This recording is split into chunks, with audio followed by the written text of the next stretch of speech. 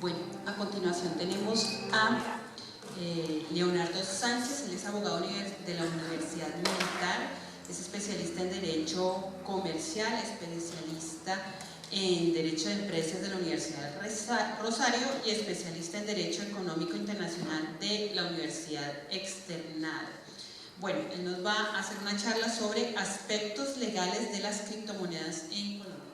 Es un poco, estos espacios nos gusta traer también gente de otras disciplinas porque el tema de blockchain también implica el aspecto legal y el aspecto económico. Entonces con Leonardo vamos a ver esa parte.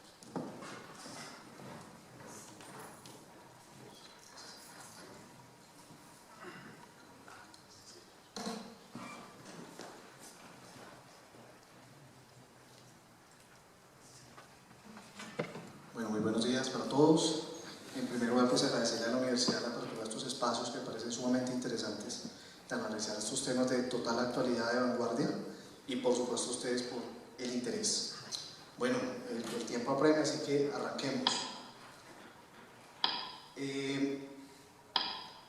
Una muy breve introducción sobre el tema. Ustedes creo que ya lo saben. Bitcoin nace en un paper de hace 10 años de una persona que tuvo una promesa de valor muy importante, un grupo de personas. Satoshi Nakamoto, no está muy claro si es un solo individuo o es un grupo de personas, pero seguramente es un grupo de personas porque tal vez tanta genialidad no cabe en una sola cabeza. Entonces, hace 10 años sale un paper donde básicamente la promesa de valor era transferir valor de un lugar a otro sin la necesidad de un tercero de confianza. Me explico. Supongamos que yo tengo una cuenta en Davivienda, otra persona tiene una cuenta en Bancolombia. Si yo quiero transferir valor de un banco a otro, depende de un tercero de confianza que es el banco.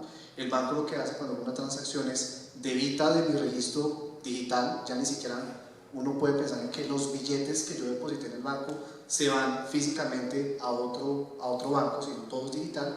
Debita de mi cuenta y pasa a la cuenta de la otra persona. La promesa de Bitcoin fue lograr hacer eso sin un tercero de confianza, y eso se ha logrado. Ustedes saben que Bitcoin está programado para tener 21 millones de monedas. Actualmente la unidad mínima es un Satoshi. Actualmente un Bitcoin está rondando aproximadamente los $8.400. Ustedes dirán, o sea que necesito 27 millones de pesos, 30 millones de pesos para comprar un Bitcoin. No, hay diferentes plataformas operativas en Colombia donde ustedes pueden comprar una fracción de Bitcoin. Normalmente lo mínimo que se compra son más o menos 200, 300 mil pesos, y hay topes mucho más altos de personas que cobran 50, 60, 100 millones y lo que requiera, pero mínimo se puede comprar algo así. Entonces es una muy breve introducción. Veamos entonces alguna definición. Esto nos lo trae Bitcoin ORG.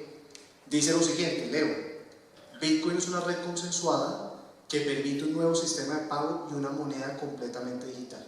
Aquí tenemos una situación, y es que cuando usamos este lenguaje de una moneda completamente digital, estamos tocando fibras sensibles del Estado. Me explico. La moneda es un acto soberano. Nosotros no hacemos moneda en nuestras casas. Nosotros no podemos crear policías privados. Nosotros no podemos crear jueces privados. Normalmente son representaciones de autoridad. Entonces, cuando yo en una página web digo que esta es una moneda completamente digital, eso indudablemente toca fibras sensibles del Estado. De un momento, es que aquí el único que expide moneda soy yo. ¿Cómo así que una moneda completamente digital, si la reserva es pedir moneda, solamente me corresponde a mí como Estado a través de los bancos centrales? Razón por la cual mayoritariamente los países, al menos latinoamericanos, no son muy amigos, son enemigos más bien, y así lo vemos en el caso colombiano, del tema de las criptomonedas, porque justamente se tocan fibras sensibles. Sigamos. Es la primera red entre pares de pago descentralizado impulsado por sus usuarios sin una autoridad central o intermediarios. Volvemos a tocar fibras sensibles sin una autoridad central. Eso suena como anarquía, ¿no? Y justamente pues eso tiene una reacción que más adelante la veremos en materia de legislación. Sí, desde un punto de vista del usuario, Bitcoin es como dinero para Internet. Bitcoin puede ser el único sistema de contabilidad triple existente. Esta es una definición pues base que establece Bitcoin ORG. Veamos otras definiciones. Por ejemplo, si ustedes no han escuchado esta entidad, se llama la GAFI, Grupo de Acción Financiera Internacional. Es una organización internacional que promueve buenas prácticas para evitar prevención, lavado de activos y financiación del terrorismo. Miremos la definición que ellos traen. Moneda virtual es una representación digital de valor que puede ser comercial digitalmente y funciona como. Aquí fíjense que ya de alguna forma estamos cambiando el lenguaje. Decimos funciona como, y eso es algo muy importante, porque nosotros podemos decir que Bitcoin es una moneda. No, no es una moneda, porque moneda es un acto soberano, pero puede funcionar como una moneda. Son cosas distintas, y ahí uno puede empezar a dejar de tocar fibras sensibles para las autoridades. ¿Listo? Sí, moneda virtual es una representación digital de valor que puede ser comercial digitalmente y funciona como un medio de cambio. Es correcto, hoy en día podemos cambiar bienes y servicios por Bitcoin. Por ejemplo, el viernes me pagaron los honorarios en Bitcoin y le di la opción al cliente, le dije, te puedo dar los números de mis cuentas o te doy mi billetera BTC. Y me dijo, buenísimo BTC, me hizo la transferencia, confirmé, y perfecto. Entonces, ¿yo qué hice? Cambié un activo del mundo real, un servicio, por un activo del mundo digital, por Bitcoin, y está en mi billetera, y así lo acepté. Sigo. Segundo, una unidad de cuenta, por supuesto, es una unidad de cuenta. Ustedes pueden, por ejemplo, mirar en internet exploradores de bloques y encontrarán que hay justamente una contabilización de las transacciones que se están llevando hasta hoy en día. Tercero, un depósito de valor, pero no tiene curso legal, es decir, cuando se ofrece a un acreedor es una oferta válida y legal de pago en ninguna jurisdicción. Bitcoin se está volviendo como el nuevo oro y es un almacenamiento de valor. Hay gente que le está apostando a que si hoy un Bitcoin vale $8.400, en 5 años valga $100.000. Hay gente que le apuesta a eso. Entonces hay gente que está creyendo que esto, más que ser la moneda del diario con la cual puedo comprar un café, un palito de queso, es un almacenamiento de valor, es una apuesta a largo plazo. Entonces esta definición me parece bastante afinada. Esta es una persona que se la recomiendo ampliamente si quieren profundizar más en aspectos técnicos del Bitcoin. Se llama Andreas Antonopoulos. Andreas Antonopoulos ha escrito varios libros sobre el tema. Hay uno que se llama Mastering Bitcoin, que se los recomiendo ampliamente, explica todo de una manera muy clara de su funcionamiento técnico, y él expresa esta definición. También un canal de YouTube muy bueno, saca frecuentemente contenido interesante. Él dice lo siguiente: Bitcoin es un conjunto de conceptos y tecnologías. Esa también me gusta, porque es que en el fondo Bitcoin, ¿qué es? Una tecnología informática que puede tener función de moneda sin ser moneda. ¿Listo? Bitcoin es un conjunto de conceptos y tecnologías que conforman un ecosistema de dinero digital.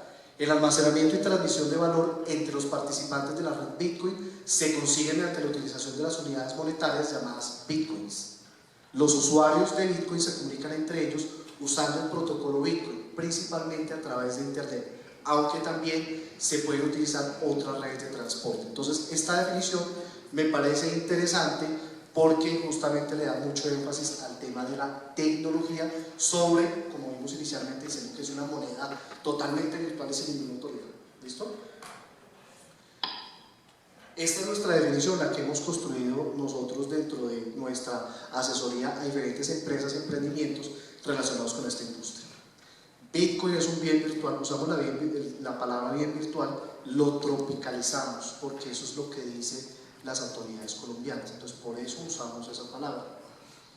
Bitcoin es un bien virtual susceptible de compra, venta e intercambio a través de Internet. Eso es completamente cierto. Ustedes pueden hoy entrar a exchanges internacionales, a exchanges colombianos, por ejemplo, lo que se llama Coinsenda, que nosotros asesoramos. Ustedes pueden comprar, vender e intercambiarlos. Entonces es completamente cierto.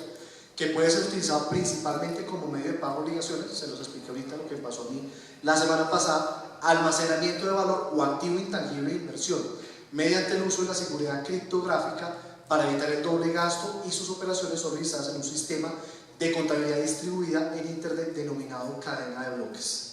Entonces, como les digo, hoy mucha gente lo usa también como un vehículo de inversión. La gente, especuladores. ¿Qué es un especulador? Compra barato y vende caro. Eso es un especulador. No le interesa muchas veces la tecnología ni cómo funciona, simplemente ve que hay una posibilidad de que hay unas fluctuaciones en el mercado, compra barato y vende caro. Entonces también sirve como, en resumen, almacenamiento de valor, vehículo de inversión e intercambio con otros bienes y servicios. Esa es la principal función hoy de Bitcoin. Listo, entrando más en materia, recordemos un poquito este tema de autoridades. Nosotros en Colombia tenemos diferentes autoridades, podemos definirlas básicamente en tres principales: el gobierno o rama ejecutiva, el Congreso o rama legislativa, y los jueces o la rama judicial. Y su explicación es muy sencilla. ¿Qué es lo que hace la rama ejecutiva? Ejecuta, por eso se llama así, ejecuta. ¿Qué ejecuta? Las normas que salen de la rama legislativa. Y cuando la ley no se cumple, acudo a la rama judicial. Muy simple. La ejecutiva ejecuta, la legislativa legisla y la judicial actúa cuando la ley no se cumple. No obstante, en este panorama de autoridades, este mapa es muchísimo más extenso, no podría caber en esta presentación, pero para efectos prácticos voy a destacar otro tipo de autoridades que no forman parte de lo que conocemos como las tres ramas del poder público, sino que son organismos independientes. Entonces encontramos, por ejemplo, el DANE, que es el que lleva las estadísticas nacionales. Yo creo que ustedes lo van escuchando noticias, lo han visto, los censos del DANE, por ejemplo, es un organismo que no pertenece a ninguna de estas ramas. Encontramos, por ejemplo, el Banco de la República, que ese sí vamos a hablar bastante acá, y es justamente que tiene una función importante, y es emitir la moneda, que tiene dos representaciones, el papel y el metal. ¿Listo? Encontramos otros órganos de control como la Procuraduría o la Contraloría, que se encargan justamente de velar porque las transacciones, porque las actuaciones, los recursos públicos se cuiden en debida forma.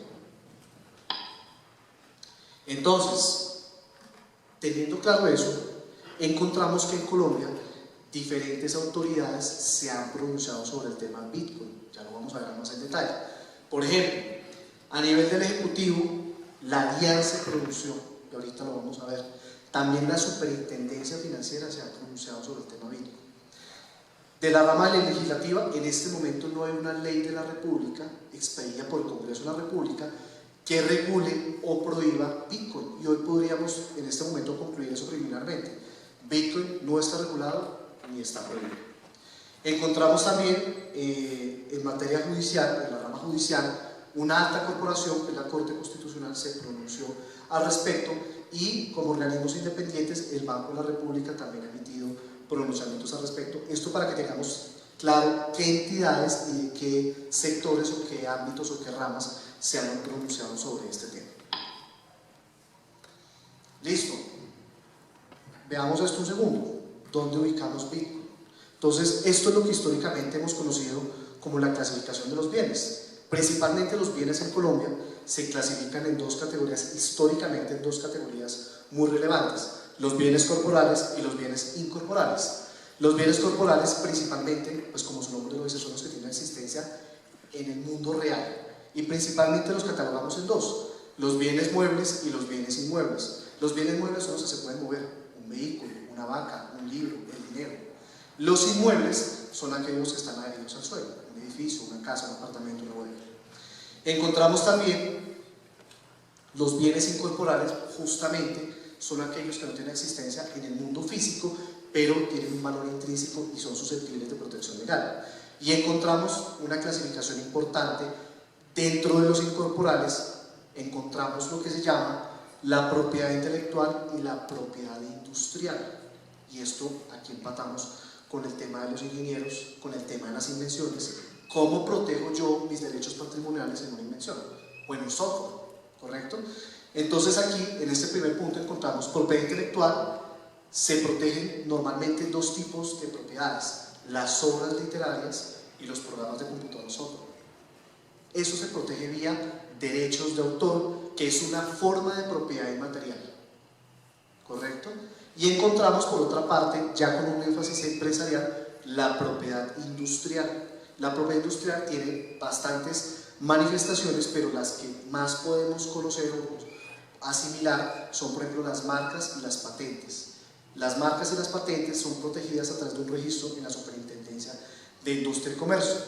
No obstante, la Corte Constitucional, se los explico más adelante, hizo un importante pronunciamiento hace 6 años y dijo: oiga, históricamente esto ha sido la clasificación de los bienes en Colombia, pero encontramos también, por los avances tecnológicos, una tercera categoría de bienes, que son los bienes virtuales. Y encontramos hoy en día diferentes tipos de bienes virtuales. Ustedes han escuchado o tienen millas de Avianca, han visto que eso se puede canjear por viajes, se puede canjear por cosas.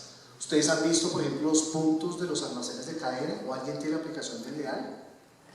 ¿Alguien la tiene? Leal, puntos Leal. Ustedes van a un establecimiento y dan los puntos que después se redimen por algo más, los tokens. Y encontramos en este punto las criptomonedas. Ahí podemos ubicar conceptualmente a las criptomonedas como un activo o bien virtual.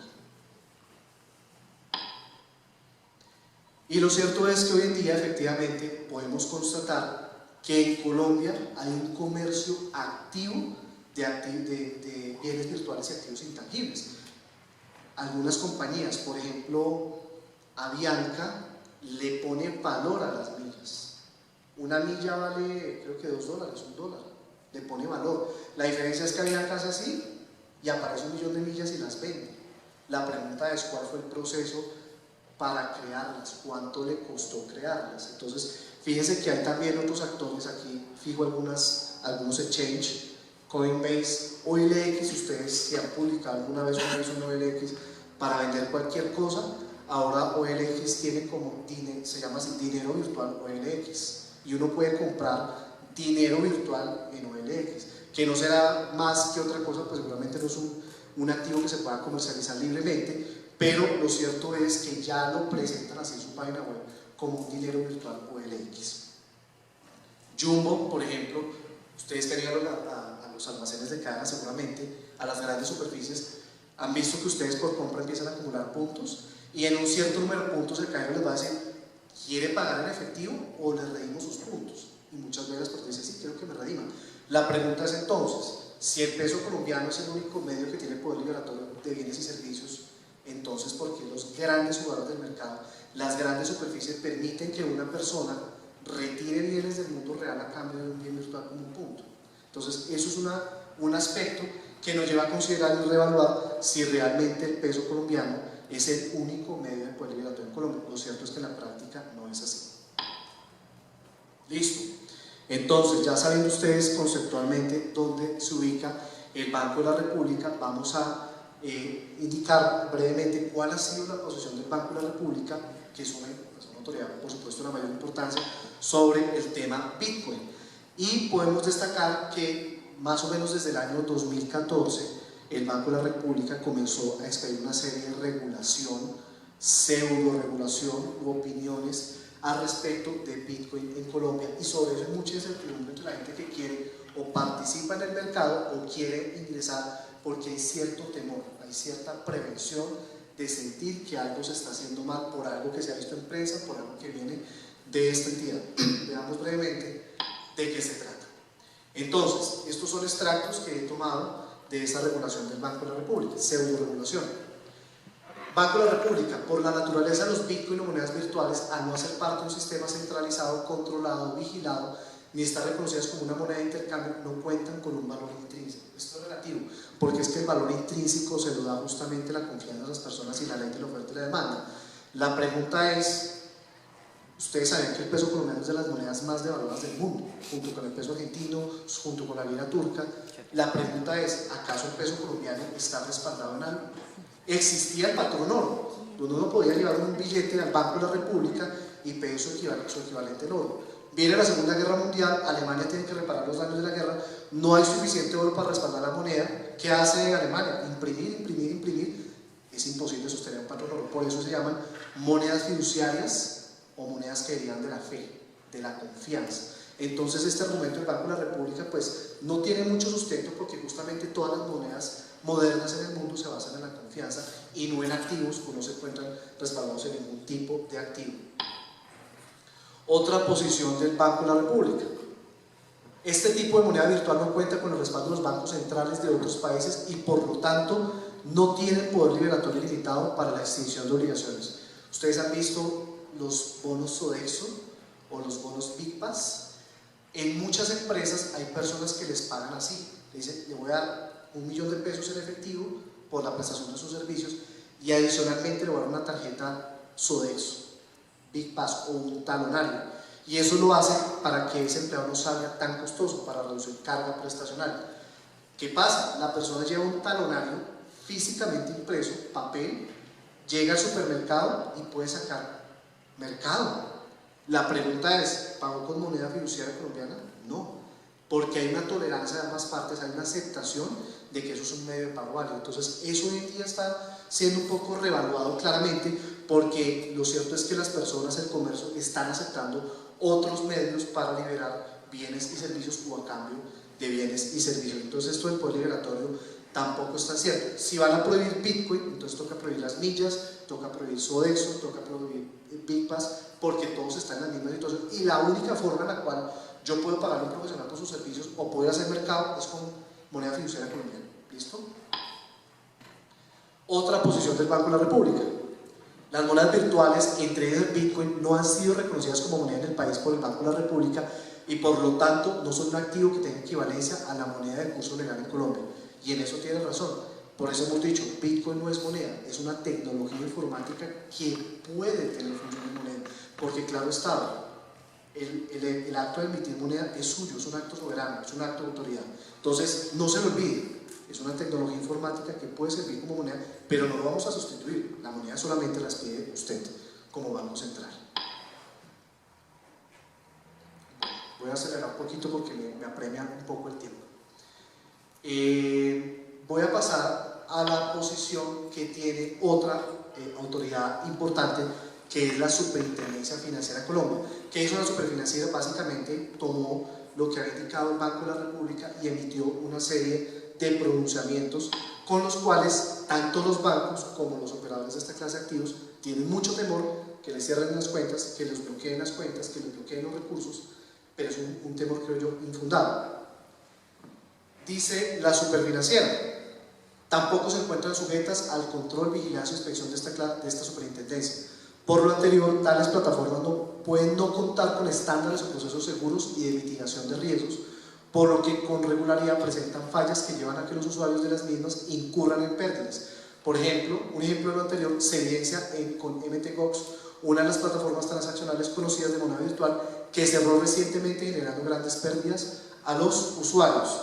Curiosamente, este pronunciamiento, señalando estas debilidades del Bitcoin, se dio en el contexto de Interbolsa. Ustedes no sé si recuerdan las noticias, muchas personas confiaron sus ahorros, sus inversiones a una comisionista de bolsa que se llamaba Interbolsa, que tuvo unos manejos sumamente irregulares, tan irregulares que el superintendente financiero de la época fue suspendido por 12 años por su omisión de control. Y justo en ese panorama se produjo un pronunciamiento de esto. Entonces es como criticar por un lado una tecnología emergente, pero tengo un incendio en mi casa. Entonces es también un tema de analizar como una doble moral. Bueno, voy a saltarme a este punto, donde la Superfinanciera, de hecho ayer me contestaron una petición que presenté sobre este tema, que ha hecho la Super con respecto a los bancos. En consecuencia, y teniendo en cuenta la expansión de las monedas virtuales, esta superintendencia considera necesario reiterar las consideraciones señaladas en la Carta Circular 29 del 2014, en particular recordando a las entidades vigiladas que no se encuentren autorizadas para custodiar, invertir, intermediar ni operar con estos instrumentos, así como tampoco permitir el uso de sus plataformas para que se realicen operaciones con monedas virtuales. Hace 2 meses presenté una consulta a la Superfinanciera preguntando sobre esto. Le dije, por favor, cada verbo rector, quiero que usted me lo explique. ¿Qué se entiende por custodiar? ¿Qué se entiende por invertir? ¿Qué se entiende por intermediar? Recibí la respuesta ayer. No me contestaron. No quieren casar esa pelea. De acuerdo a los principios de la función regulatoria, el banco tiene autonomía, pero no quisieron contestar. Seguramente eso, pues, de mi parte llevará una acción judicial contra esa entidad. Pero entonces ahora encontramos algo muy interesante. Así como el Banco de la República no le gusta y a la Superfinanciera tampoco le gusta, pero adivinen a quién sí le gusta: a la DIAN. Entonces dice, acorde con lo expuesto en un pronunciamiento que hizo la DIAN, se puede concluir que las monedas virtuales no son dinero para efectos legales. Ya es como reiterar lo que se había dicho. No obstante, en el contexto de la actividad de minería, en tanto se perciben a cambio de servicios y o comisiones, corresponden a ingresos y en todo caso a bienes susceptibles de ser valorados y generar una renta para quienes obtienen como de formar parte de su patrimonio y surtir efectos en materia tributaria. Entonces, es mi opinión, me parece que hay una doble moral, porque quiero hacer operaciones, no, ten cuidado que con eso hay pirámides, hay lavado activos, no está regulado, pero para el lado tributario, no, ahí sí me cuadra y ahí sí puedo yo participar como Estado, porque normalmente tenemos un socio pasivo que se llama Estado y dice, en tu actividad económica, ¿cómo estás? ¿Dónde está mi parte? Y eso es lo que se llama IVA, se llama retención a fuente. Entonces fíjense que para la DIAN un Bitcoin ese sí es susceptible de incorporarse un patrimonio y sí es susceptible de tributar sobre él. Entonces me parece o puede que haya una desconexión entre las autoridades, o puede sencillamente que sí haya una doble moral, porque no lo puedes hacer, pero si lo debes hacer, no te acuerdas de dejarle mis impuestos. O sea, si tú te lucras de eso, puede estar mal, pero yo hubiera estado si me puedo lucrar de eso vía imposición tributaria. Entonces, es un tema que me parece importante reflexionar. Tengo 5 minutos. Nos queda una presentación y nos quedan 10 minutos. Listo. Ya entonces acelero y concluyo para no ocupar el espacio del otro conferencista. Finalizo con esto. Actualmente, ¿qué podemos decir de Bitcoin? Que es una práctica, un bien virtual, un activo no regulado, pero tampoco está prohibido. Entonces, hoy cursa un proyecto de ley en el Congreso que tiene algunas iniciativas interesantes, al menos los define como criptoactivos. Eso ya es un avance importante. Crea algo que se llama registro único de plataformas de intercambio de criptoactivos. Eso está muy bien, que al menos los ciudadanos puedan identificar cuáles son los que están habilitados, cuáles son los que están operativos. Tiene unas exigencias mínimas de seguridad informática para estos portales. Les impone la obligación a estos portales de tener un sistema de prevención de lavado de activos, y hay una entidad que se llama la UIAF, que es una entidad donde se reportan operaciones inusuales a nivel financiero. Entonces también impone esa obligación para los exchange que hagan este tipo de operaciones, lo cual en términos generales me parece que está bien y previene que se permeen las operaciones con dineros mal habidos. Conclusiones. Entonces, ¿qué podemos decir de Bitcoin? Creo que lo venía diciendo. Es un activo que no está regulado claramente. Hasta que el Congreso de la República no se pronuncie y diga si es ilegal o no, no lo será, porque lo que no está regulado se tiene permitido. Entonces podemos decir que hoy es un activo que no está regulado, pero tampoco está prohibido. Existe, como lo acabamos de ver, una pseudo regulación, porque unas autoridades que no tienen toda la autoridad para hacerlo se han pronunciado. Y por último, pues sin duda alguna, estamos nosotros viviendo la cuarta revolución industrial, y pues no podemos ser ajenos a esta tecnología que por supuesto está cambiando nuestras vidas y seguro las va a cambiar muchísimo más. Y pues qué interesante estar vinculado a estos espacios. Qué bueno que ustedes estén acá. Seguro muchos de ustedes saldrán hoy y dirán: "Venga, quisiera profundizar más sobre eso, me llama mucho la atención, mires el tema de inversión, mires el tema de intercambio". Hay gente que lo usa para manejar remesas. Yo hace muchos años envío remesas a Argentina vía Bitcoin, y hay mucha población venezolana que envía remesas vía Bitcoin. ¿Listo? Muchísimas gracias. Tuve que acelerar un poquito, pero